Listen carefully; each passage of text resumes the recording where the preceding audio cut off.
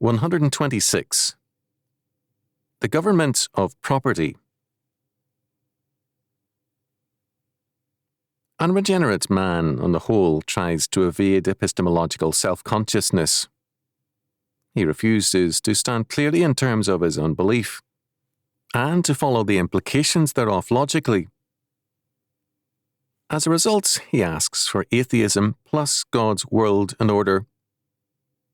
The result in history is a variety of mixed systems.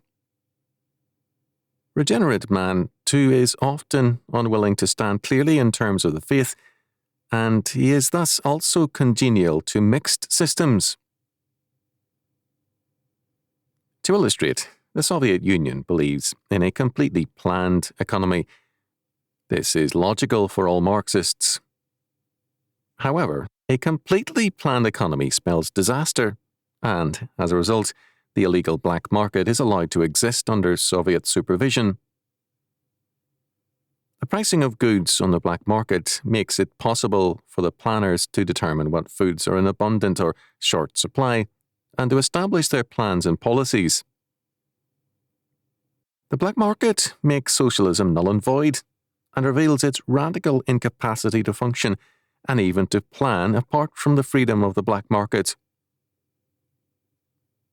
Are the Soviet planners thereby convinced that their Marxist theory is false? No. Not believing in God's absolutes, nothing is necessarily so in their world of thought, except their theories. Similarly, in the relatively free United States, it is abundantly clear from 20th century history alone that freedom is productive and controls create economic shortages and chaos.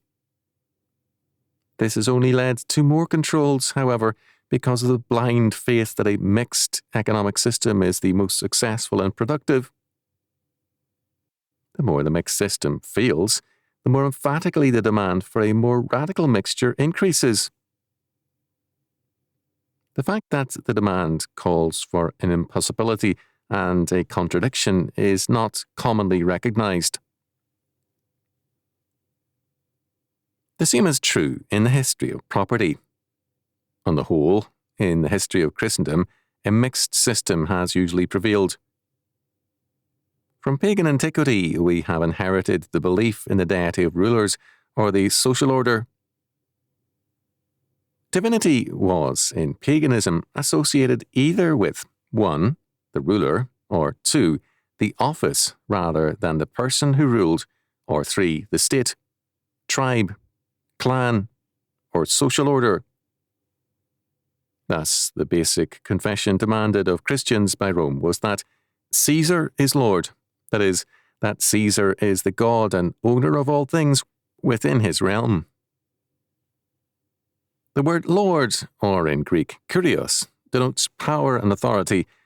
It was used basically to denote the owner of property and slaves, one who has the right to do as he wishes with his property. The Lordship of Christ was an impossible concept for Roman political theology to tolerate.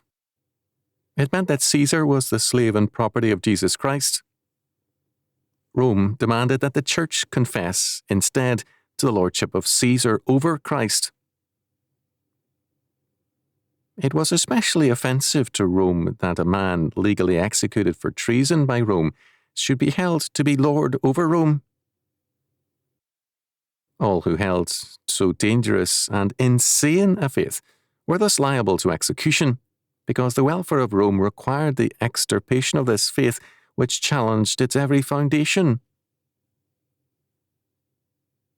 On the other hand, the Church had in its Bible the clear and repeated declaration of the Lordship of Jesus Christ, who is the blessed and only potentate, the King of kings and Lord of lords.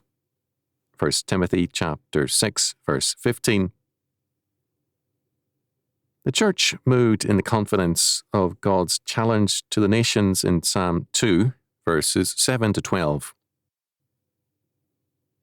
I will declare the decree.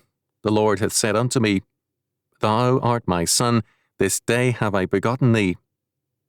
Ask of me, and I shall give thee the heathen for thine inheritance, and the uttermost parts of the earth for thy possession.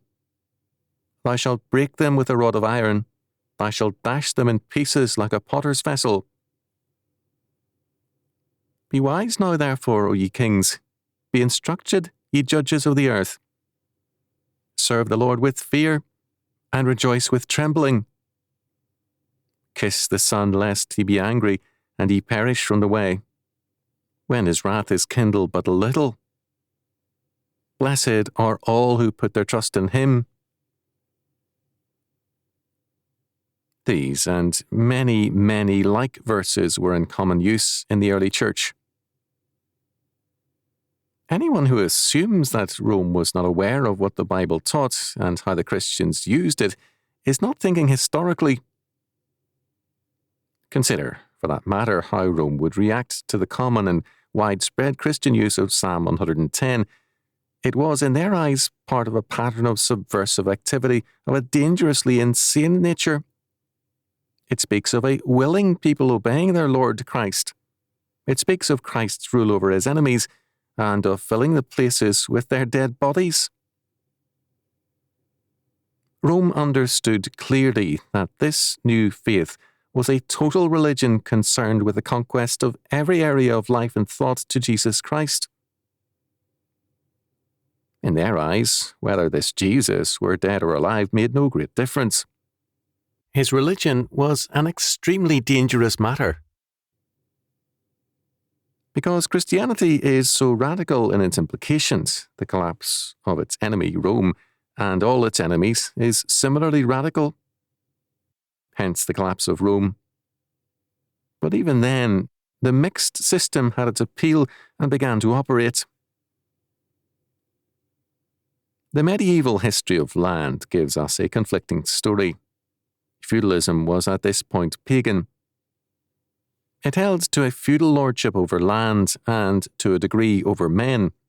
Hence, the feudal lord, ultimately the king, had an ownership over men, over their lives, military service at his will, their land as absolute owner, their income and the power to tax it, their inheritance and the power to govern or appropriate it, their families and the power to order or prohibit marriages, and so on. In the providence of God, these and all other aberrations have been used.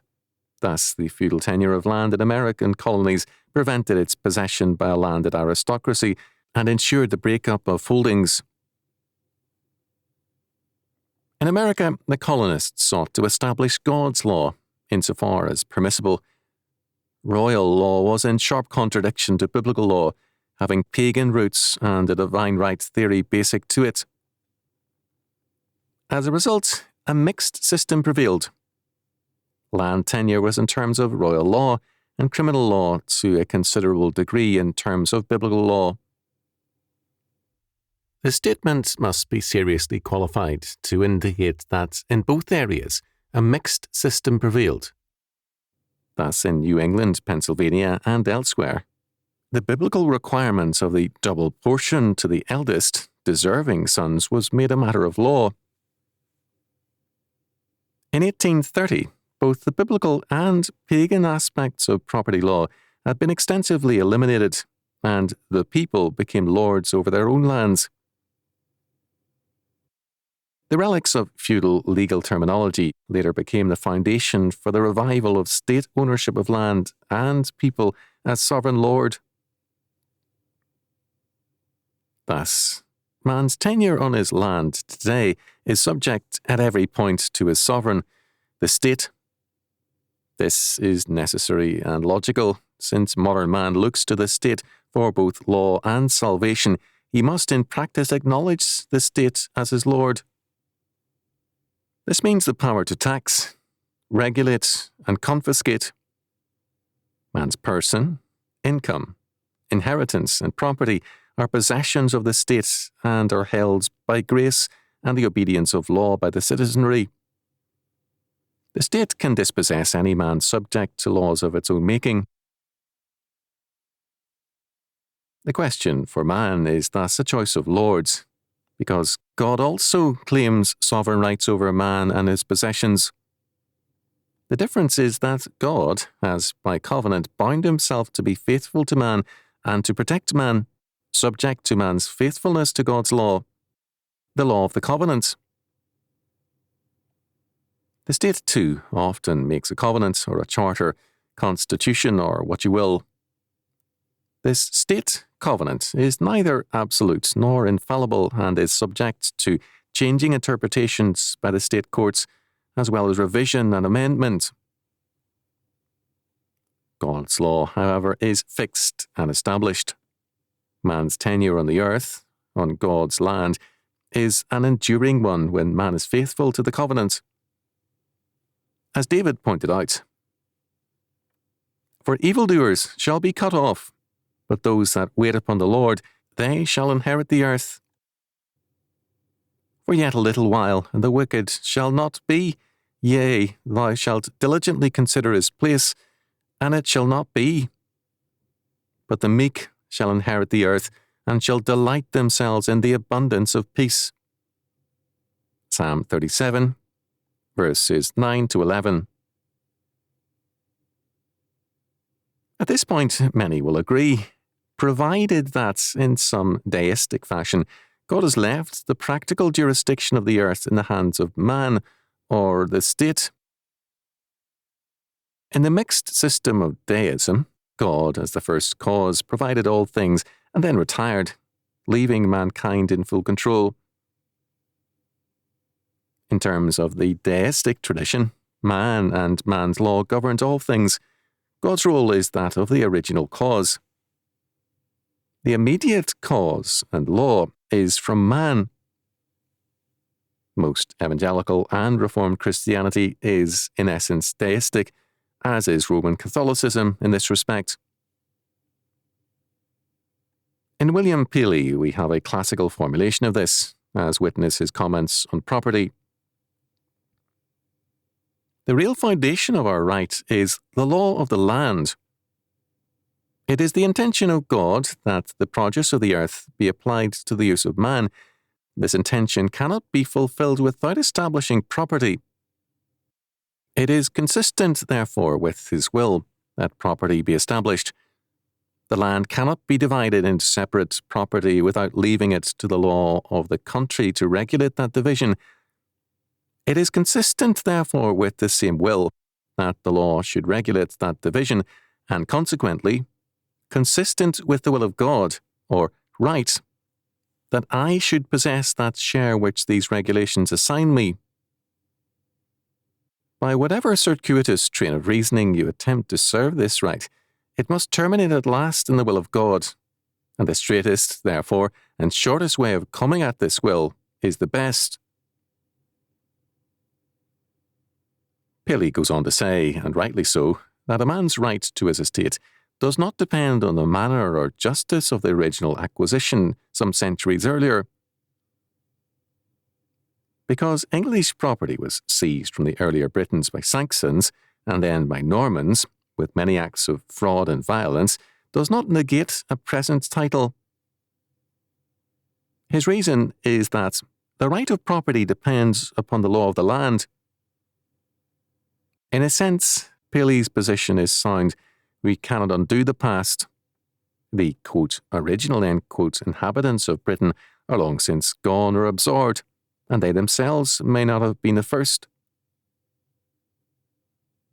The reality of the present is one of legal and morally valid possession by purchase or inheritance. But is state law the determiner? State law can be communistic. Is its law then valid? Paley's God is not as important as the state, and the supposed laws of nature. To illustrate, Paley wrote concerning incest, "In order to preserve chastity in families and between persons of different sexes, brought up and living together in a state of unreserved intimacy, it is necessary by every method possible to inculcate an abhorrence of incestuous conjunctions, which abhorrence can only be upheld by the absolute reprobation of all commerce of the sexes between near relations. Upon this principle, the marriage, as well as other cohabitations of brothers and sisters, of lineal kindred and of all who usually live in the same family may be said to be forbidden by the law of nature. Paley's reasoning here was humanistic. Not the holiness and righteousness of God, but the preservation of family chastity is his basic principle. True, he cites in passing the Levitical law, but he also cites other historical legislation on both sides of the subject. His essential justification for the prohibition of incest is not God's law, but the human consequences. In the 1970s, those who defended homosexuality and incest argued, like Paley, in terms of human consequences. They liked the results, whereas Paley did not. Who judges between them if God's law is not absolute and binding on all? The whole point of biblical law is that man and the state are alike under and bound by the law of God. Property laws and all laws are thus to be derived from God's law, and both man and the state have a duty to enforce them. Every man must enforce the law in his own life, in his family, vocation, and general jurisdiction. Church, state, school, and other institutions similarly must apply and enforce God's law within their jurisdictions. Hughes is right. Social control over property rights and land is fundamental to the coherence of any community. The anarchistic idea is a myth. Man can never function as a universe.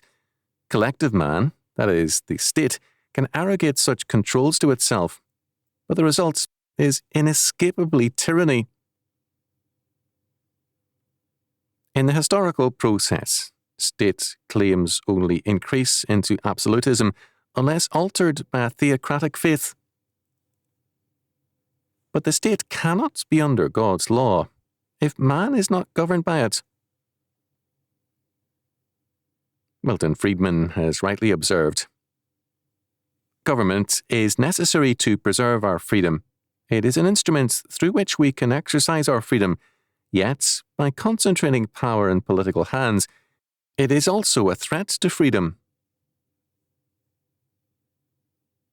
It is not enough, however, to say that the scope of government must be limited and government power must be dispersed.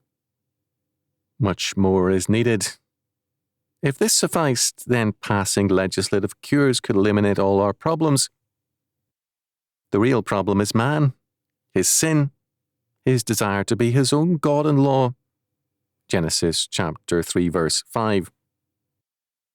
There is no remedy for this other than God's regenerating power and the obedience of man to the law of God. The law of God is not remote. It is omnipresent and total. All of history is governed by it. Men, nations, natural processes, time, events, and the totality of all creation. All things move in terms of God's ordained purpose and to his appointed end. Psalm 37 verses 9 to 11 makes clear, first, that evildoers shall be cut off. More, the wicked shall not be. God moves to eliminate them from his property. Clearly, property is either used in terms of God's law, or men and nations are under God's curse, as Deuteronomy chapter 28 makes very clear, although the wicked plotteth against the just, and gnasheth upon him with his teeth.